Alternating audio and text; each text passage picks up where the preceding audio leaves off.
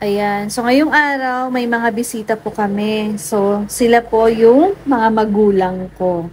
Yan. So, galing pa po sila ng Quirino Province. Bumahe po sila papuntang Ifugao para umattend po sa debut ng pamangkin namin, pamangkin ko, apo nila.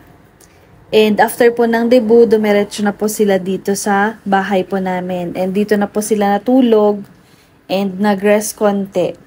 And yan, after po ng breakfast, konting kwentuhan lang.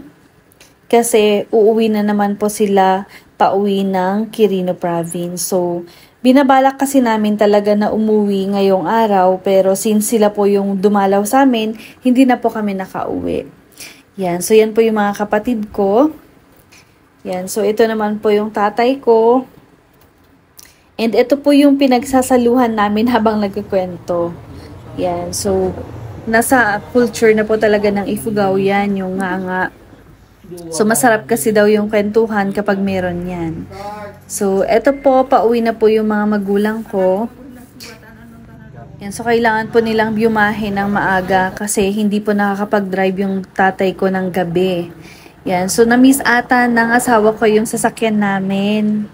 So ito po kasi yung sasakyan po talaga namin. So ito yung unang-unang investment po namin. So, yan po yung sasakyan namin na saksi po sa lahat ng paghihirap naming mag-asawa mula po noong kinasal kami hanggang sa nagkasakit po yung asawa ko ng CKD at hanggang sa na-kidney transplant po siya.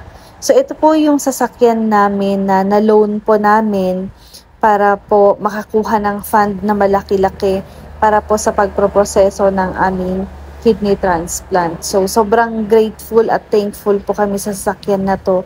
Kasi yan po yung sinasakyan namin papuntang dialysis noon kahit bumabagyo. Yan, so, kaya po hindi talaga namin yan give up noon at binayaran po. Yan, talagang ginapang din po namin yung pagbabayad dito. So, maraming salamat yan, pauwi na po yung mga magulang ko. And maraming salamat po sa kanila dahil sobrang babait nilang mga magulang. As in, from day one na nag-asawa kami. And hanggang ngayon, nakasuporta pa rin po sila sa amin. May malaking na itulong din sa amin. Yan, so mag-ingat po kayo sa pag-uwi.